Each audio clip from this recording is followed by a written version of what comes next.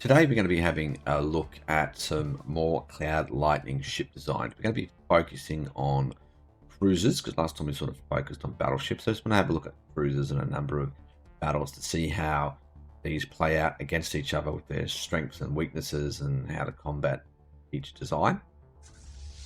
So our first fleet is our Devastator torpedo cruisers with disruptors, which are very powerful ship design. They do huge amounts of damage with the multiplicative firepower. And then we've got torpedo combat computers, so it should close range, and hopefully these torpedoes do a huge amount of damage. We've got the extra afterburners so that we can get in close, hopefully chase down these ships and obliterate them with torpedoes. Opposing this, we've got our Cloud Lightning ship design. So 2 Cloud Lightning large slot weapons, and then we've got missiles because we're going to be trying to stay at range and pepper this fleet at range. So we've got whirlwind missiles, short marauder missiles, artillery combat computers, so hopefully we'll stay at range. We're also using afterburners. We're running 4 lots of shields and 4 lots of armor. So hopefully we can use our speed to counter their speed and stay at range and sort of kite them around and pepper them without allowing them to get too close and do too much damage. Let's see how this pans out. Also, this fleet is significantly more expensive in terms of alloys as well. There's about 10,000 alloys more. Mainly because of torpedoes. Torpedoes are quite pricey. See how this goes. Hostiles engaged. Yeah, the Cloud Lightning firing. They're trying to kite them now and run away. The missiles firing. Lost quite a few already. They're just not closing into enough range. They are getting a bit close. You see some torpedoes going. We are taking some losses. When they get into range to fire, we do take significant losses. There we go. They're closing range again. Doing quite well, actually. I thought they would kite a little bit better than what they have, although they might be starting to kite as the battle spreads out. Still relatively even, though, although these guys have got less firepower now.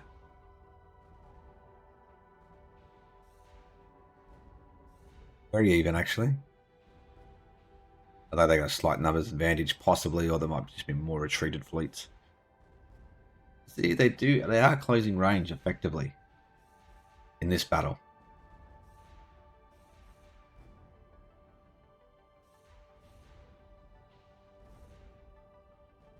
Close. Pause it here. Just want to see the damage, the weapons we've got. The Cloud Lightning, huge amount of damage there to the hull. And Devastator torpedoes are also nearly matching up, and then the phase disruptors are actually together. They're doing more. And obviously, yeah, the torpedoes doing huge amounts of damage to the armor.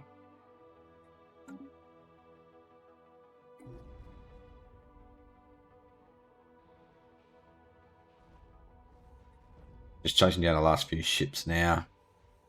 Over very quickly. Okay, that's our retreated fleet.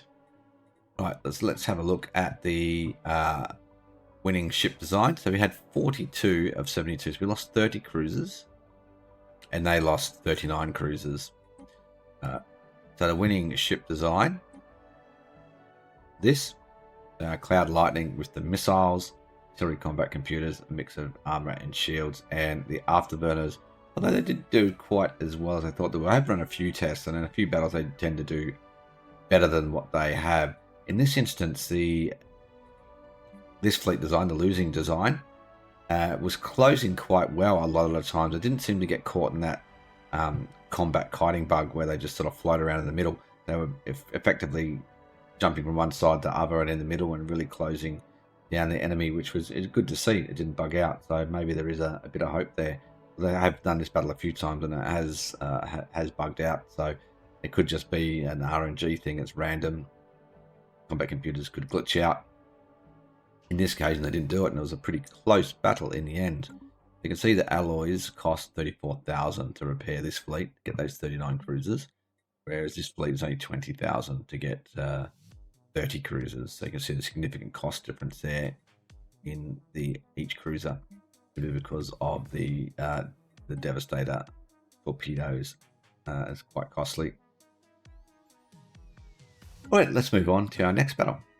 Okay, so for this battle, we've got our same cruiser fleet. This fleet will remain the same mostly. I will do a couple changes in some later battles, but it's all the same, no changes whatsoever. That won the last battle. And opposing it, we've got our same Devastator torpedo fleet with disruptors, artillery combat, torpedo computers to close range. Same armor, shields, but this time we've added in the reactive armor and shield hardening. We've taken out 2 afterburners. So just to see how the battle pans out. They could lack some speed and get caught in the middle. And I wanted to see how effective this changes the outcome, how much more defense this gives this fleet to resist the cloud lightning, and perhaps they'll get more torpedo shots off and win the battle. Let's see how it goes. Mixing it up with a hostile fleet.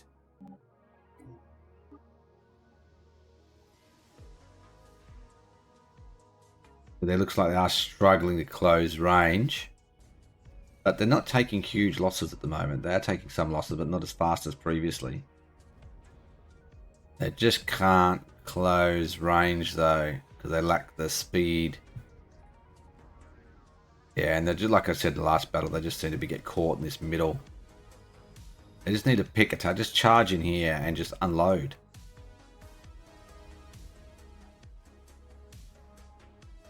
There they unloaded a bit. They got a few torpedoes away. Killed a few ships. They certainly are absorbing a lot more damage. They can see without the speed, they just can't quite catch the fleets. You see these guys run away really fast. And they can't catch them because the distance has increased. Then they retarget someone else, and these guys run away faster. And they retarget someone else. They might get a few shots off here, which they do. Now they're chasing down these guys, so yeah, that was a little bit better. You can see when they do, you get a lot of damage done quite quickly in a shorter period of time, but yeah, the battle's effectively over now. So speed can be an extreme factor in battles.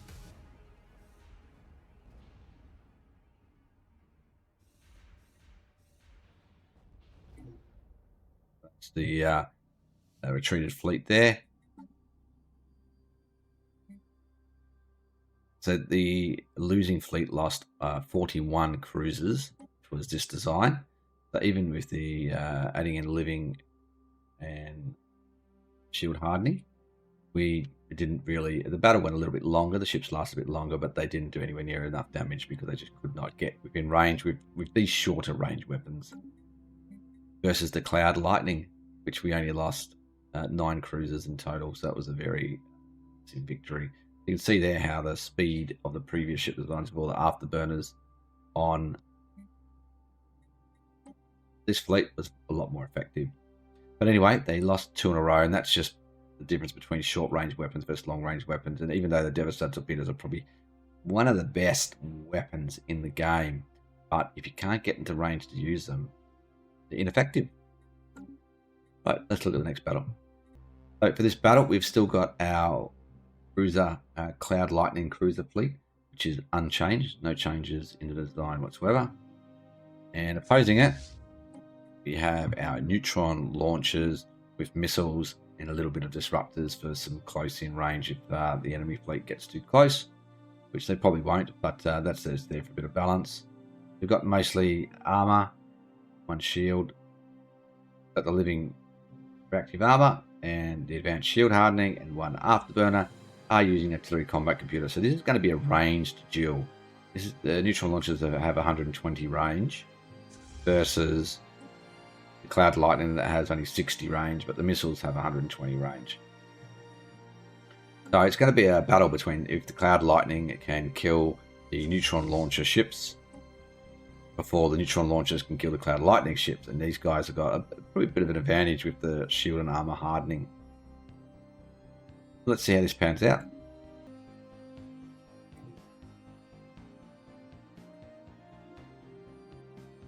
Hostiles engaged. Neutron launchers away. Cloud Lightning's been firing, and boom, they've lost 5 already. They've only lost 1. A couple have retreated. You can just see they're taking more losses. They're not doing too badly, but yeah, the neutron launchers are just ahead at the moment.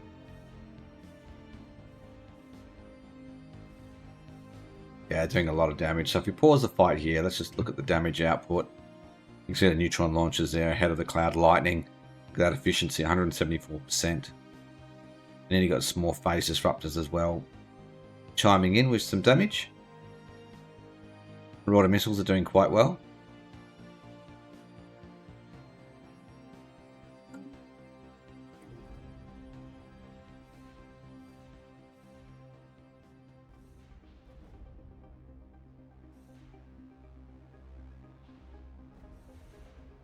Too badly, but yeah, they've lost a lot of firepower now. It's just those neutron launchers. And because they've got that shield hardening, armor hardening, that's proving the Cloud Lightning, and it's reducing their effectiveness. We just can't kill them quick enough in order to reduce the number of neutron launchers firing constantly. I think that was the retreated fleet, actually. So I think they're going to wipe them out to the ship. Fleet status deleted. Yeah, deleted. So this fleet was just a massive victory in this battle. I think mostly because of the shield and armor hardening of that ship, this ship. It was just a massive victory. The Cloud Lightning could not penetrate through to do enough damage fast enough before the neutron launchers could affect them. Now, the other thing to be mindful of, though, is this fleet of neutron launchers cost 31,000 alloys more than this fleet here. You can see this fleet is only 34,000 alloys. This fleet was like about 75,000 alloys to build. So huge disparity in the cost. So that's one reason maybe why it is more effective, simply due to the massive cost increase. Let's look at another battle. Okay, so this fight, we've got our same neutron launcher cruisers with no difference in the ship design whatsoever. And we've also got our Cloud Lightning cruisers. With this time, we've added in some another shield to boost that up, and we've added in some shield capacitors to try and negate some of the effectiveness of the neutron launchers. If you're going up against some of the neutron launchers, the disadvantage they have is the minus shield damage, 50%. So if you can boost your shield and shield regen rate, you're going to have a more tanky fleet that's going to last a bit longer in the battle. I'm not sure they're still going to win, but it will last longer fight and should do more damage to this fleet. Still artillery combat computer range, so just still be a battle between the long range weapons. See who can do more damage, and we'll see how it pans out. We're under attack. Time to dance. Cloud Lightning neutron launchers away. You can see they're a little bit more tanky. They're not losing as many ships because you've got more shields. A few going down now. They've also lost a few. Still there, these guys are ahead. Still, the neutron launchers are just still doing more damage because of that multiplicative damage of the torpedoes on cruiser type ships. They're not doing too bad. It's quite close.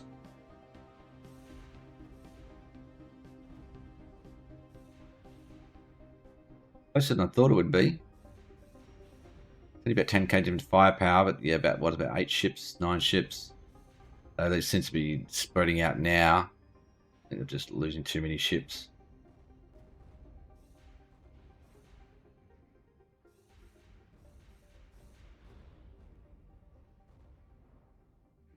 Closer than I thought it would be. They're just adding in those extra shields really made this battle a lot closer. Oh, could get really close.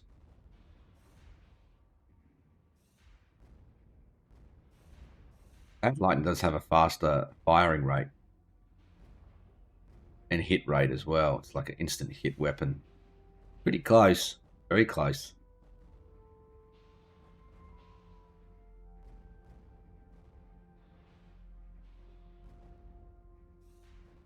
Just look at this damage.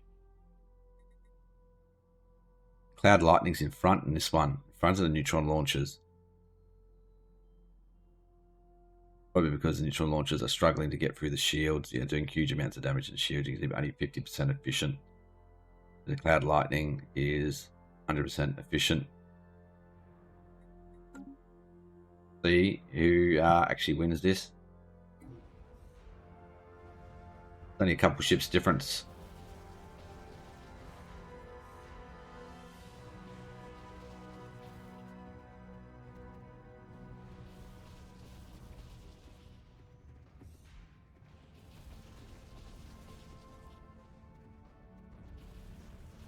Like this fleet may just have it.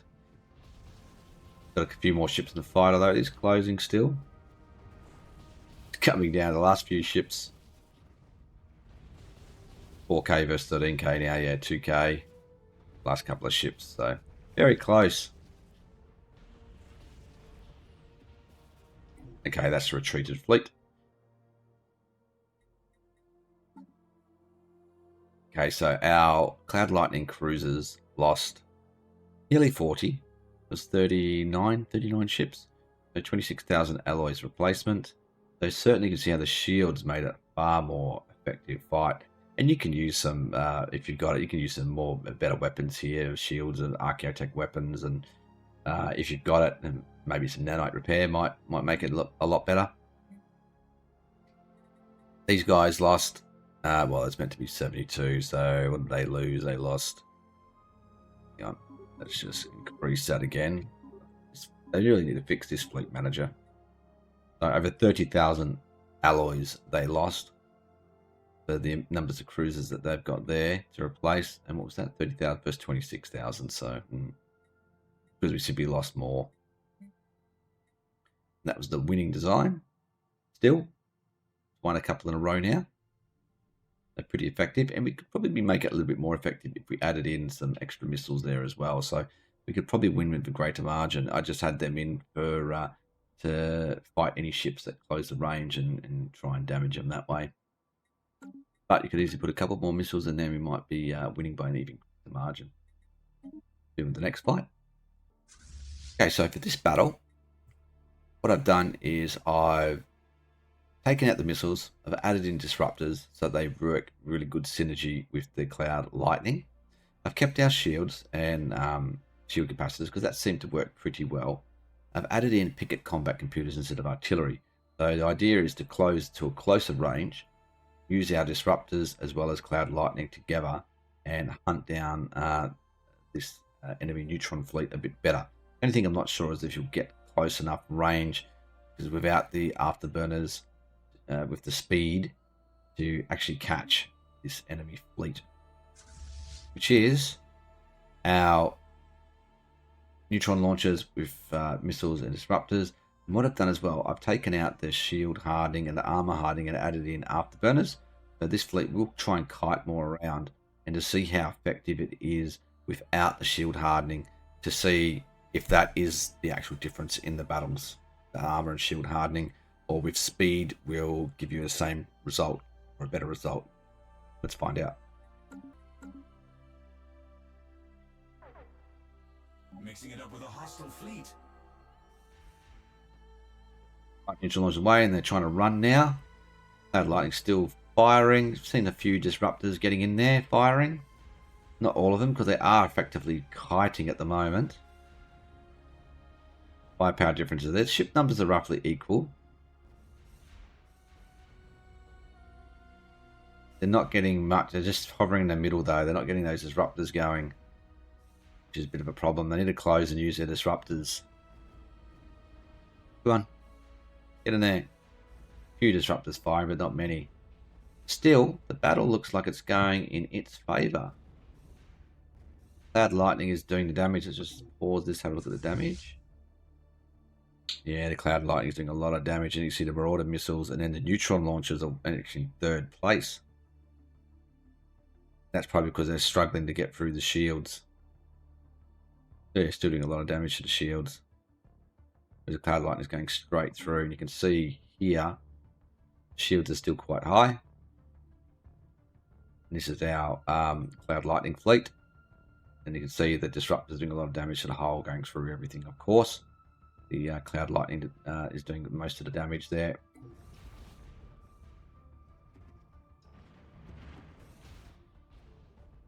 They've just, Cloud Lightning is just doing lots of damage. The disruptors are still firing as well, but not as doing as much as I thought, but now they've thinned them out, they should be able to chase them down. The Cloud Lightning, though, really it does a huge amount of damage when you don't have any hardening. Just see the difference in this battle. Retreated fleet now. The Cloud Lightning won that battle, so you can see there that adding in the speed didn't help because the Cloud Lightning's got enough range that they can close to close enough distance to keep firing constantly throughout the battle. And without the armor hardening and the shield hardening, the damage is just too great. They're doing damage at a too fast a rate that not even the neutron launchers can compensate that with the multiplicity of damage that they're doing when you've got a fleet that is a bit heavier in shields rather than armor, which you would do against a fleet that has neutron launchers. Having extra shields and the capacitors really worked well, made these ships a bit more tanky rather than stacking the extra armor, which is a common theme at the moment. And we were only one armor extra anyway. So it's not like we've gone completely shields and armor. We were balanced 4 and 4 in the earlier fights. We just went 5 and 3 and put in some extra capacitors in lieu of having extra speed. So maybe if we had the extra speed in here, we would be able to chase these fleets down more and close and disrupt the range, and maybe it'd be a similar result. I don't know. But that just shows for this video how effective the shield hardeners are for the opposing fleet design. When we had the shield and armor hardeners in, it was a lot more survivable, and they were able to win their battles. So shield and armor hardening, guys, that's very effective. We've seen in these battles is really the only way to counter Cloud Lightning.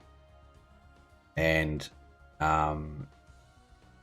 if I stacked probably, if you wanted to, nanite repair in here, probably help overcome the neutron launchers as well. If you can keep the armor and hull repair levels up higher, probably give a good result.